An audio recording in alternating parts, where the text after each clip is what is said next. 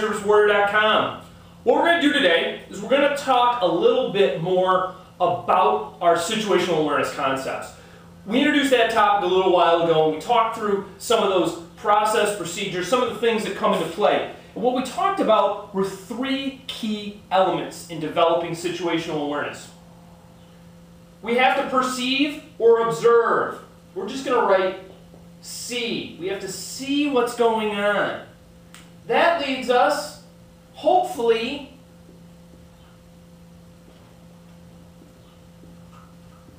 to comprehending or knowing. And then we have to be able to predict or project. And that is the missing piece between size up and situational awareness, this predicting piece, knowing what's going to come next. Well, what we want to talk about today is just observational skills.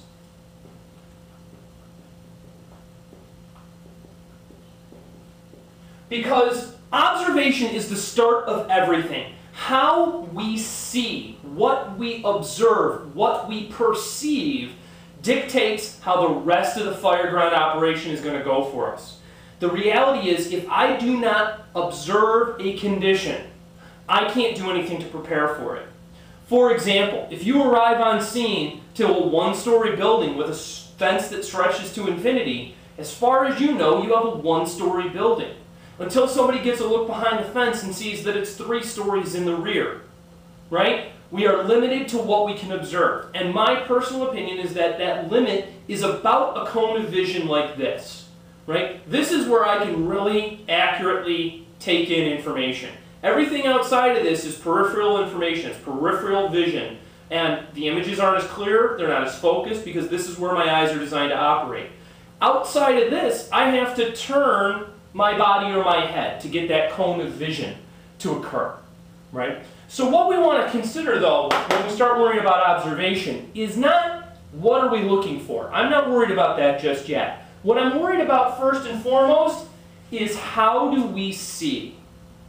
There's a concept out there called selective attention.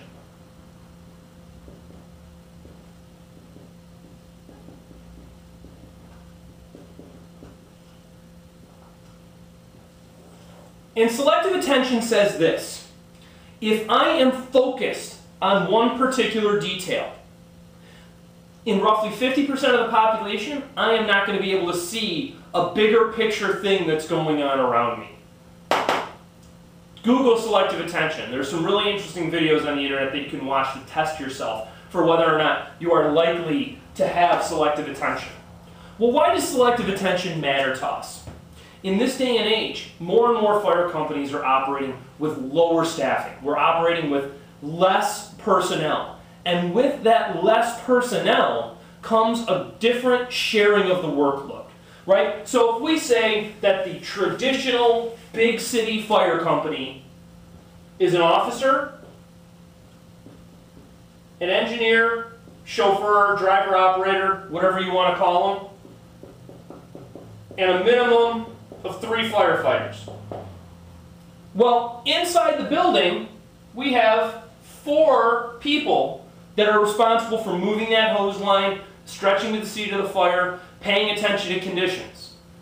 The officer is that primary person that's responsible for being that big picture thinker, right? If we look at the big city model, we look at John Norman's tactics book, the tactics and strategy book, we look at some of the other books that are out there that talk about tactics and strategy, we come back over and over again to the fact that the company officer is responsible for the big picture. What's going on, what's happening to the entire crew.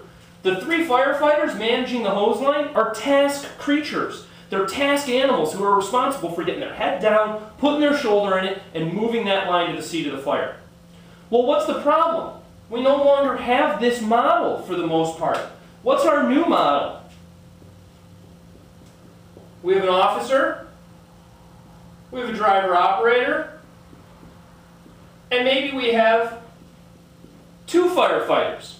Well, if we're going to move this same hose line with the same speed, efficiency, and effectiveness that this 4-person operational team can do, well, now that means that my company officer also has to act as a task creature. He or she is going to have to do more hands-on activity moving the hose, and as a result of that, is going to be head down, or even if head up, distracted by other activities.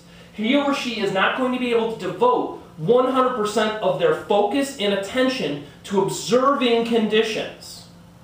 Well, what happens if we're even not at this model? What if we are at the dreaded miracle firefighting level or worse of officer, driver operator, and firefighter? Where are we at now? Now, undoubtedly, the officer becomes an additional firefighter. The officer now has to assume a significant amount of task responsibility to accomplish the action of getting the hose line to the seat of the fire. With that comes, once again, less mental energy, less working memory that can be devoted to paying attention to the whole of the fireground team. So, if this is the model that we're working on, where our officer has to be a task creature, has to be forcing doors, performing the search, dragging the hose line, ventilating. If our officer has to be in that position, then it's up to each and every one of us who is a task creature to do more to maintain the big picture focus. So what we want to do when we pull up to a building, I believe that there are three key things that we all need to be paying attention to. And I've talked about these in writing, I've talked about them in videos. We all need to be paying attention to our building construction. Okay? The building is the battleground. That's where everything's going to be going on. We have to have a common vocabulary and master our understanding of what is going to go on in that building. We also need to be paying attention to fire behavior. The reality is, fire behavior has changed. We need to look into things like the UL study on the effects of the impact of ventilation on modern and legacy construction. We need to understand this modern fire behavior curve and how it impacts our operations on the fire ground. And then, lastly, I think the big key area is that we need to be versed in reading smoke. Reading smoke is tactical intelligence on the fire ground, and it's going to help us understand what's going on. So, once I worry about these three big things, now I can start worrying about task-specific activities. Things like my primary and secondary means of egress. Things like how I'm going to advance the hose line to the seat of the fire because I'm on the engine today. I can start narrowing my focus to other things, but I have to have some kind of mental check that says I need to keep coming back to the big three. And I need to do it on a regular basis. Conditions change constantly on the fire ground. It's a dynamic environment, and it's constantly changing around us. We have to have some process in place that says, come back to look at the big picture. For me, when I'm on the nozzle and I'm operating in that position remote from an officer or ahead of my officer, my standard rule is 2 crawls. Every time I crawl twice, I take a look up and see what's going on around me. Crawl twice, take a look at what's going on around me. The reason that I do that is that I understand that when I crawl, I'm going to cover about 5 feet in 2 crawls, 6 feet tops. I am not going to get very far in just 2 movements without... time has not elapsed to the point where the situation can be going drastically bad for me. That's my mental check. If I'm doing a primary search away from a hose line, operating either part of a vent or search operation, primary search from inside the building, I attempt to do the same thing in every room, right? The area that I tend to work in is more legacy construction, less modern open type homes, less modern floor plans. If I enter a room, it's probably going to be less than 400 or 500 square feet on the high side. If I go in and take a quick lap through that room and come back to the hallway, that's my cue to look up again and get another sense of things. If I am operating in a place where there's a bigger floor plan, then I need to figure out some kind of method, whether it be a number of crawls, some other means of keeping track of what on earth is going on above my head, in front of me, behind me, left, right, and below. That 360-degree threat bubble. So, that's it for this week. Pay attention to how you're paying attention.